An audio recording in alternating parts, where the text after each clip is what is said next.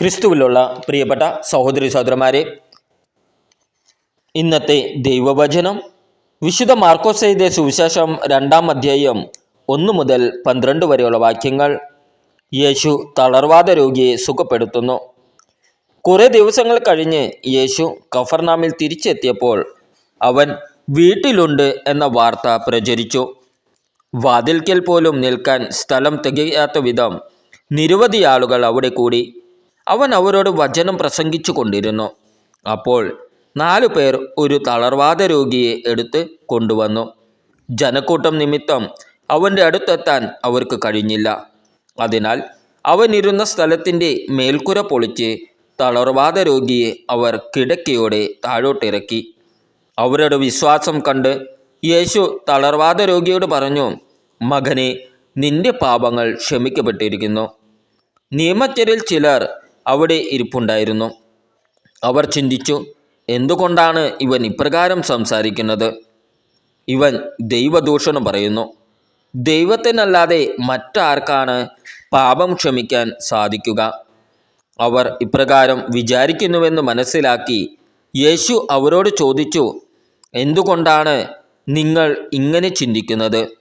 ഏതാണ് എളുപ്പം, തളർവാദ രോഗിയോട് നിന്റെ പാപങ്ങൾ ക്ഷമിക്കപ്പെട്ടിരിക്കുന്നു എന്ന് പറയുന്നതോ, എഴുന്നേറ്റ് നിന്റെ കിടക്കയുമെടുത്ത് നടക്കുക എന്ന് പറയുന്നതോ?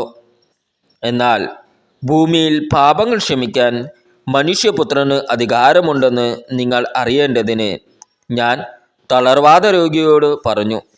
ഞാൻ നിന്നോട് പറയുന്നു, എഴുന്നേറ്റ് നിന്റെ കിടക്കയുമെടുത്ത് വീട്ടിലേക്ക് പോവുക. തൽക്ഷണം അവൻ എഴുന്നേറ്റ് കിടക്കയുമെടുത്ത് എല്ലാവരും കാണുകെ പുറത്തേക്ക് പോയി. എല്ലാവരും വിസ്മയിച്ചു. ഇതുപോലൊന്ന് ഞങ്ങൾ ഒരിക്കലും കണ്ടിട്ടില്ല എന്ന് പറഞ്ഞ് അവർ ദൈവത്തെ മഹത്വപ്പെടുത്തി. നമ്മുടെ കർത്താവായ ഈശോമിശിഹായ്ക്ക് സ്തുതി.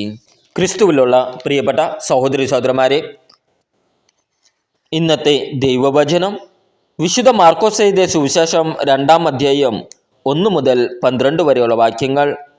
യേശു തളർവാദ രോഗിയെ സുഖപ്പെടുത്തുന്നു. കുറേ ദിവസങ്ങൾ കഴിഞ്ഞ് യേശു കഫർനാമിൽ തിരിച്ചെത്തിയപ്പോൾ അവൻ വീട്ടിലുണ്ട് എന്ന വാർത്ത പ്രചരിച്ചു. വാതിൽക്കൽ പോലും നിൽക്കാൻ സ്ഥലം തികയാത്ത വിധം നിരവധി ആളുകൾ അവിടെ കൂടി. അവൻ അവരോട് വചനം പ്രസംഗിച്ചു കൊണ്ടിരുന്നു. അപ്പോൾ 4 പേർ ഒരു തളർവാദ രോഗിയെ എടുത്ത് കൊണ്ടുവന്നു. ജനക്കൂട്ടം നിമിത്തം അവൻ്റെ അടുത്തെത്താൻ അവർക്ക് കഴിഞ്ഞില്ല. അതിനാൽ അവൻ ഇരുന്ന സ്ഥലത്തിൻ്റെ മേൽക്കുര പൊളിച്ച് തളർവാദ രോഗിയെ അവർ കിടക്കയോടെ താഴോട്ടിറക്കി. അവരുടെ വിശ്വാസം കണ്ട് യേശു തളർവാദ രോഗിയോട് പറഞ്ഞു, മകനെ, നിന്റെ പാപങ്ങൾ ക്ഷമിക്കപ്പെട്ടിരിക്കുന്നു. നിയമജ്ഞരിൽ ചിലർ അവിടെ ഇരിപ്പുണ്ടായിരുന്നു. അവർ ചിന്തിച്ചു, എന്തുകൊണ്ടാണ് ഇവൻ ഇപ്രകാരം സംസാരിക്കുന്നത്? ഇവൻ ദൈവദൂഷണം പറയുന്നു. ദൈവത്തിനല്ലാതെ മറ്റാർക്കാണ് പാപം ക്ഷമിക്കാൻ സാധിക്കുക? അവർ ഇപ്രകാരം വിചാരിക്കുന്നുവെന്ന് മനസ്സിലാക്കി യേശു അവരോട് ചോദിച്ചു, എന്തുകൊണ്ടാണ് നിങ്ങൾ ഇങ്ങനെ ചിന്തിക്കുന്നത്? ഏതാണ് എളുപ്പം, തളർവാദ രോഗിയോട് നിന്റെ പാപങ്ങൾ ക്ഷമിക്കപ്പെട്ടിരിക്കുന്നു എന്ന് പറയുന്നതോ, എഴുന്നേറ്റ് നിന്റെ കിടക്കയുമെടുത്ത് നടക്കുക എന്ന് പറയുന്നതോ? എന്നാൽ ഭൂമിയിൽ പാപങ്ങൾ ക്ഷമിക്കാൻ മനുഷ്യപുത്രന് അധികാരമുണ്ടെന്ന് നിങ്ങൾ അറിയേണ്ടതിന് ഞാൻ തളർവാദ രോഗിയോട് പറഞ്ഞു. ഞാൻ നിന്നോട് പറയുന്നു, എഴുന്നേറ്റ് നിന്റെ കിടക്കയുമെടുത്ത് വീട്ടിലേക്ക് പോവുക. തൽക്ഷണം അവൻ എഴുന്നേറ്റ് കിടക്കയുമെടുത്ത് എല്ലാവരും കാണുകെ പുറത്തേക്ക് പോയി. എല്ലാവരും വിസ്മയിച്ചു. ഇതുപോലൊന്ന് ഞങ്ങൾ ഒരിക്കലും കണ്ടിട്ടില്ല എന്ന് പറഞ്ഞ് അവർ ദൈവത്തെ മഹത്വപ്പെടുത്തി. നമ്മുടെ കർത്താവായ ഈശോമിശിഹായ്ക്ക് സ്തുതി.